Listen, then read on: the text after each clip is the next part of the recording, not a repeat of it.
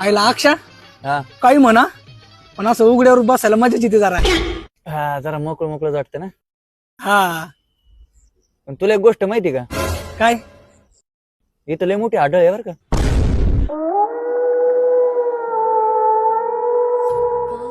घाबरला का काय?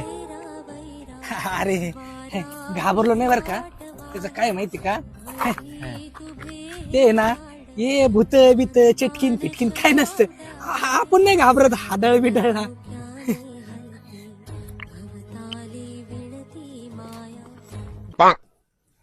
खरं सांग घाबरला का काय? नाही रे.